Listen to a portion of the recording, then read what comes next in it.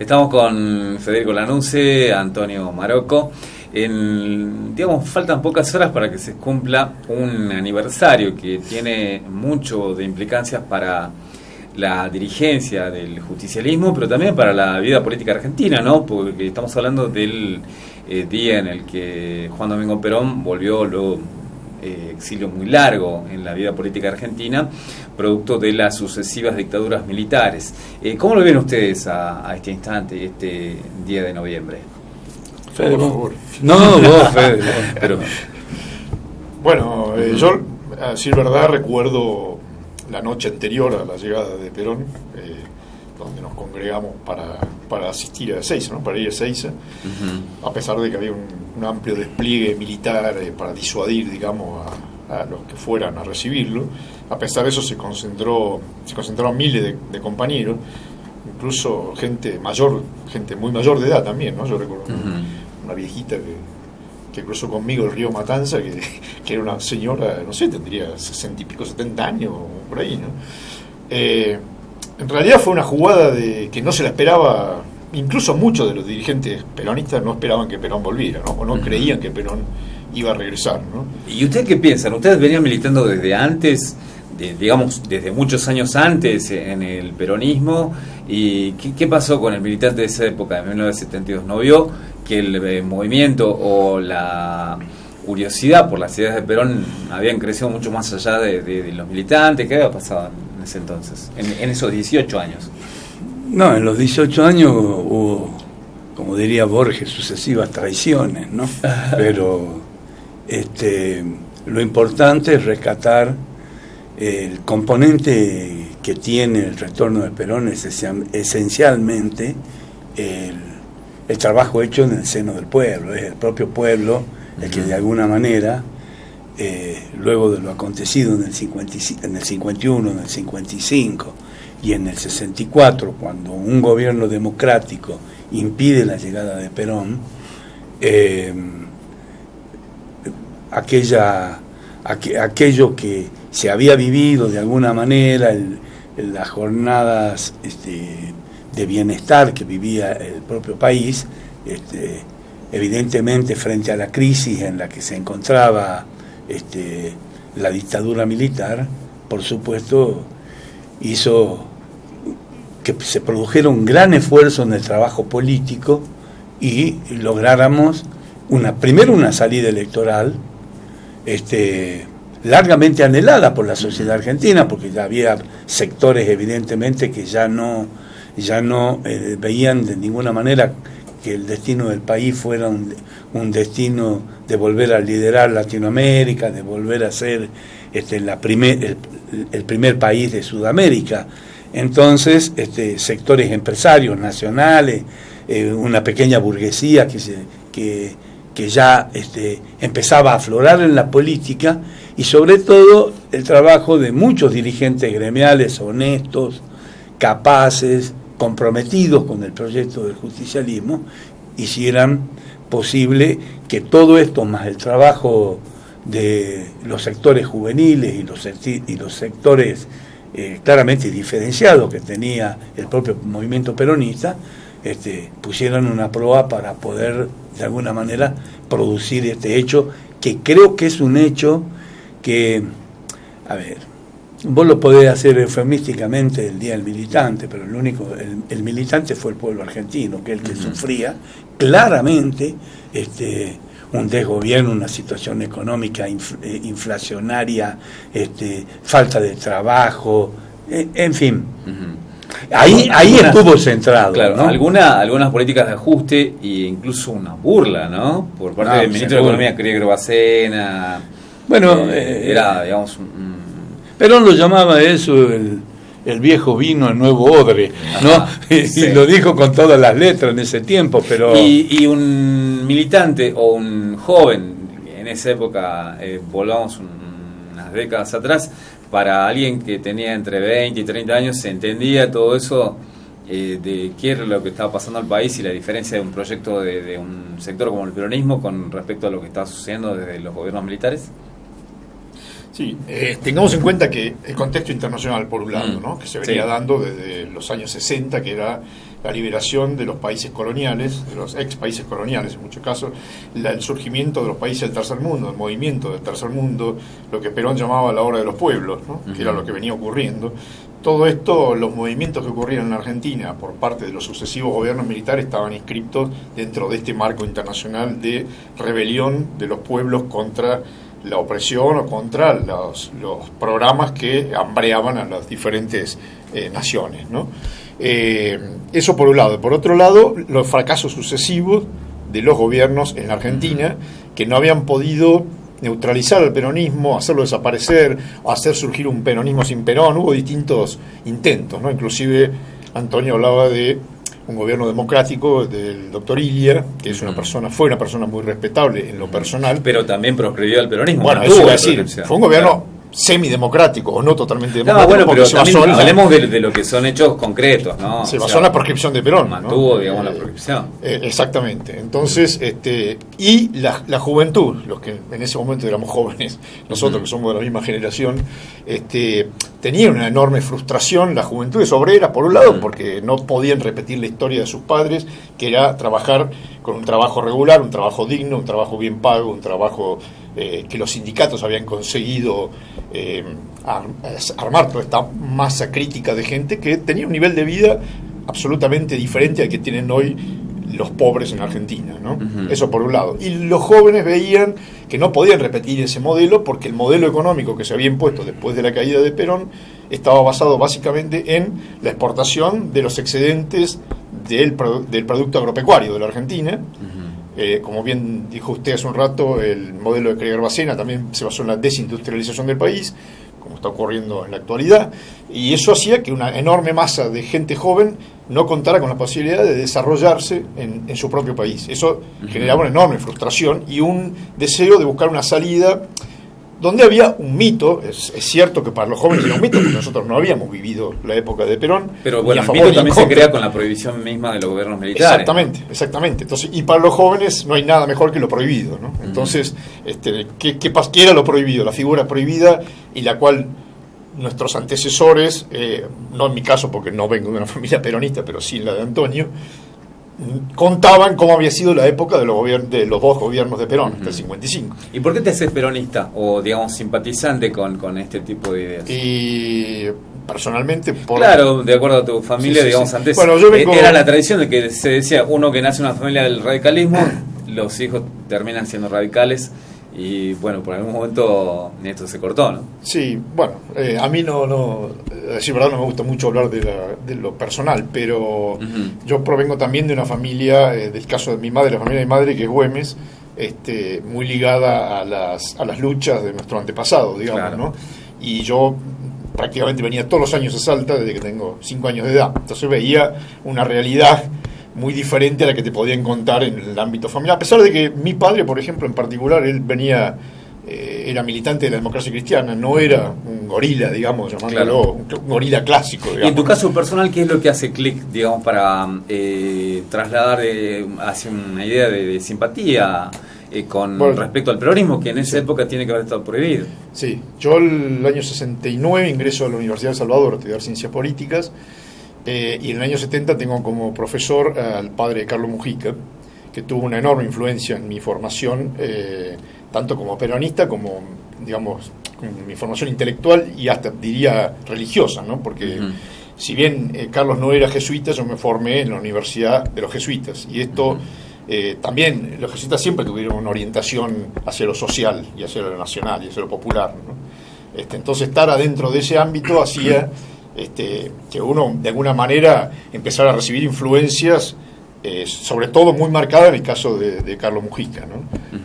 En el caso de un chico de hoy que tiene entre 20 y 30 años, la edad que más o menos ustedes tenían en el año 72, y que proyecta de acá a, digamos, un par de décadas, y que no tiene la posibilidad, o que la ve muy difícil el hecho de tener proyectos personales, como comprar una casa, ¿cuál es el ánimo que lo movería, ustedes piensan, para la militancia o al interés hacia las ideas políticas? Lo que pasa es que así como en aquel tiempo la palabra Perón estaba prohibida, hoy la palabra política está prohibida. Digamos, la política es herramienta de transformación que tiene la sociedad para poder mejorar su propia calidad de vida, su integración en una comunidad y que los bienes sean repartidos proporcionalmente a la necesidad de la comunidad. Hoy encontrarla es muy difícil. Los partidos políticos están en una crisis existencial. Hoy en la política argentina, como herramienta política para este tipo de formación de un joven, no hay herramientas. No hay herramientas formativas. Si bien es cierto, nosotros nos formamos en la universidad, como dice Federico, lo que tuvimos la suerte de tener o padres o hermanos mayores, o los que nos integramos de alguna manera cuando ingresamos a las altas casas de estudio, que en ese tiempo era pertenecer, digamos, a un centro de estudiantes de una universidad, era una cosa que era honorífica, meritoria, y de preocupación permanente, no solamente por lo que te tocaba de alguna manera trabajar el día a día en la vida de la facultad, sino por la reformulación de los planes de estudio y todo lo demás, sino porque pensábamos en la política y pensábamos en el país. Y nosotros, nuestra formación no solamente partía de ahí, sino que nosotros militábamos en el partido al cual pertenecíamos. Por eso, en esos tiempos, claramente los sectores conservadores de derecha y demás se aliaban rápidamente a los de izquierda. ¿Por qué? Porque apareció un eslogan cuando nosotros estábamos en la máxima de la batalla, cuando el general Lanusse, Alejandro Agustín Lanusse, pone la cláusula proscriptiva de agosto del año 1972 para estar en el país, para participar de las elecciones del 73, nosotros salimos a militar a la calle, salimos a hacer todo lo que teníamos que hacer, y la izquierda complaciente con la derecha, sectores unidos, siempre ancestralmente contra los movimientos populares, sacó un eslogan que decía: ni golpe, ni elección, revolución, que era nada. ¿Qué era? El gobierno convocaba una elección, nosotros que queríamos que Perón sea nuestro candidato, y la izquierda de avanzada, la élite intelectual y todo lo demás, ni golpe ni elección, revolución. La verdad que era una cosa como si un desprecio hacia el pueblo. Por eso el pueblo tiene desprecio por esos sectores. Uh-huh. ¿Por qué? Porque el carne propia, como decía cuando hablaba hace un rato, la carne propia la pagaba el pueblo con la falta de trabajo, con la misma situación que vos empezás a ver ahora, la falta de trabajo, los despidos, la falta del ascenso social que tuvo y se interrumpió en el año 57, a pesar de que vino el gobierno de Frondizi, que tuvo algunos esbozos, y como vino el gobierno de Ilia, que también tuvo algunos esbozos políticos, y de lo nacional y de darle otra mirada. Pero años después, acá en Salta, el doctor Arturo Humberto Ilia nos dijo en una mesa, yo conversé con él, nos dijo en una mesa: si yo permitía el regreso de Perón, nos metían presos todos y nos mataban a todos.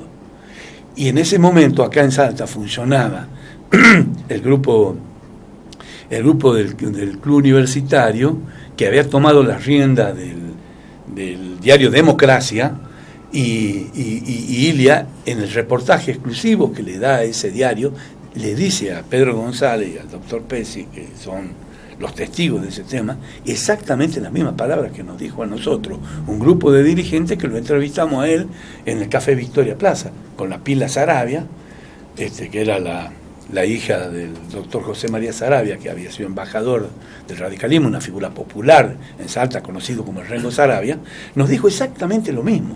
O sea que ya empezaba la imposición del militar. La presencia de Perón podía provocar este tipo de cosas, pero seguramente hubiésemos entrado en una situación muy complicada, muy riesgosa, pero muy riesgosa sobre todo para los sectores del poder. Porque las clases populares, la dirigencia popular, la política, el peronismo y sus aliados, el partido intransigente, los sectores nacionalistas, sabían que de alguna manera ya el peronismo avanzaba y iba a conseguir las cosas que se había propuesto. Y aquí quiero desmentir que en una página, y no lo hago por criticar a un historiador como es Félix Luna, que en el libro del 45 dijo: nunca más se va a dar la historia de que Perón volviera al país, fuera presidente y vistiera el uniforme de general argentino. Y el 12 de octubre del año 73 ocurrió esa cosa, desmintiendo lo que decía ese libro.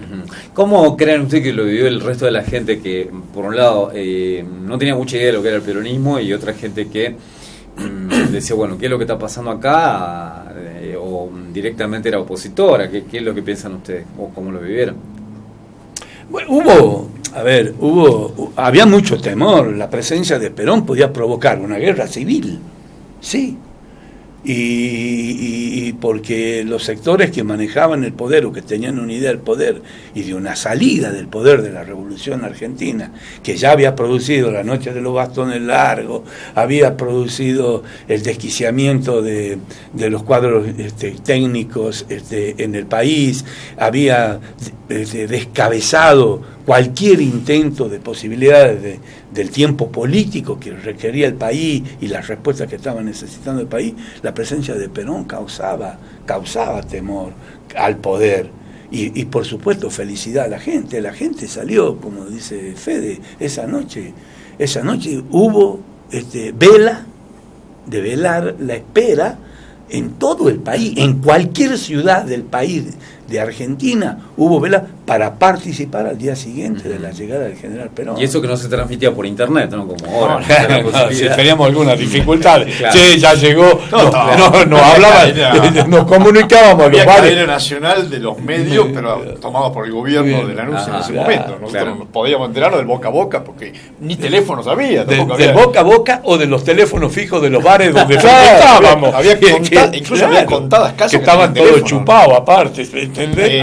Igual yo quiero agregar lo que dice el gringo, sí. Que Perón también venía con otra concepción de la que había dejado en el 55. Primero, bueno, por esto que hablábamos, que el contexto internacional era diferente, la Argentina era diferente, pero además Perón había aprendido en su exilio, aprendido. Era un hombre que sabía mucho, que leía mucho, que estaba, creo que era la persona mejor informada de la Argentina, pero se había dado cuenta de que él tenía que generar vuelvo al concepto de masa crítica, ¿no? De masa crítica que no lo aislara de los argentinos, como había ocurrido, que no generara esto que ahora se denomina la grieta, digamos, que divide la Argentina por la mitad. Perón se da cuenta que tiene que sumar no solo dirigentes políticos de otros partidos, sino una cantidad de gente, militantes y demás de diferentes partidos, para poder aislar al gobierno militar, por un lado, a la camarilla militar, como él la denominaba en ese momento, porque Perón también tenía contactos y simpatizantes dentro de las Fuerzas Armadas, aún en ese momento. Seguro. Claro. A pesar de los sectores ultragorilas que, como bien dice, hasta amenazaban con voltear el avión de Perón antes que llegara a Ezeiza, pero Perón había generado toda una movida muy grande era un gran estratega, entonces había tomado sectores de las Fuerzas Armadas, sectores de la juventud que estaban en la revolución, como decías vos, en la lucha armada, los sindicatos, que siempre fueron el apoyo fundamental dentro del peronismo, la rama sindical, las mujeres, y sobre todo esto lo manifestó, yo creo, muy claramente en el abrazo con Balbín, ¿no? Cuando decide encontrarse con Balbín, que habían sido, acordémonos que Perón lo había tenido preso a Balbín, ¿no? Lo destituyó de diputado y lo metió preso. Sin embargo, en un gesto de madurez de ambas partes, se reencuentran, se abrazan.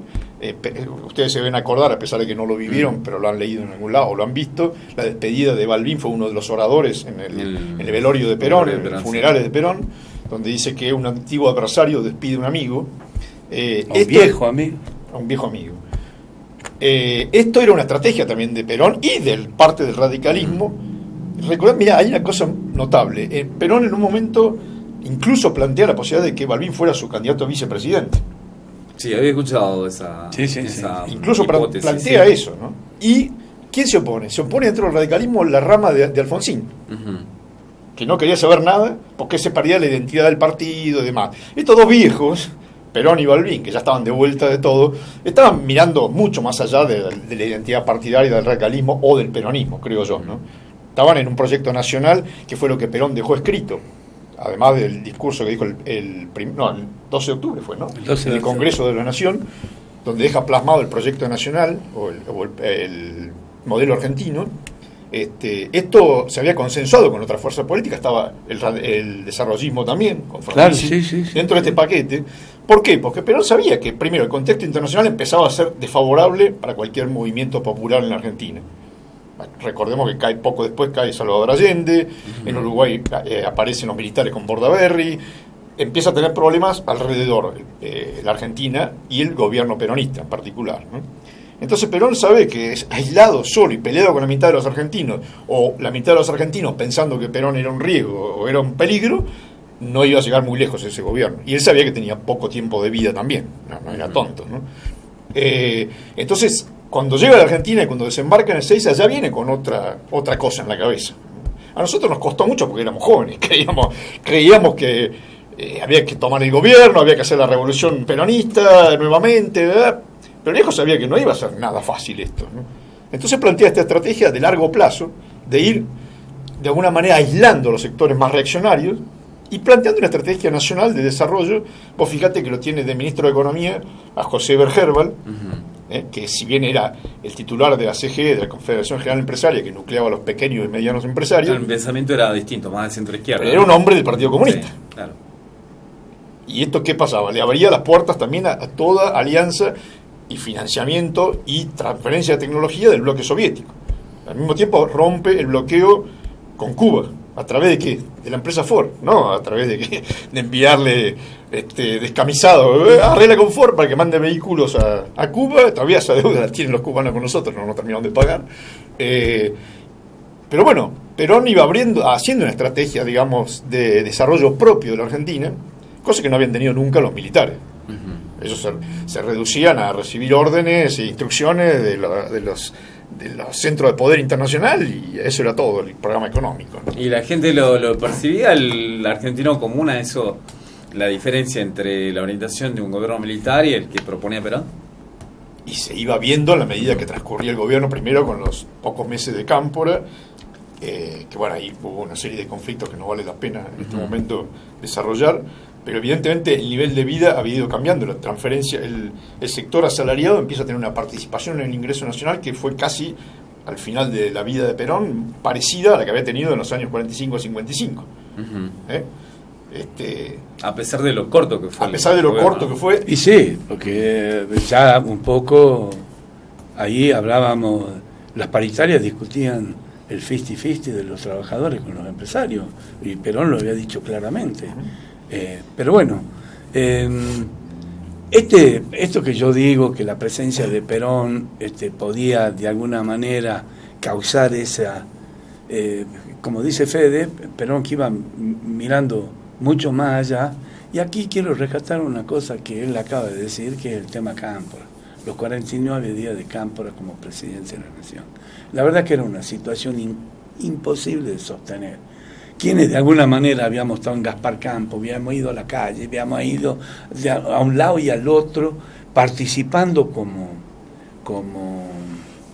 integrantes y dirigentes juveniles en ese momento del peronismo. Cámpora realmente se da cuenta y dice: Perón en el país, nadie más puede conducir este país que Perón, y le ofrece él su renuncia.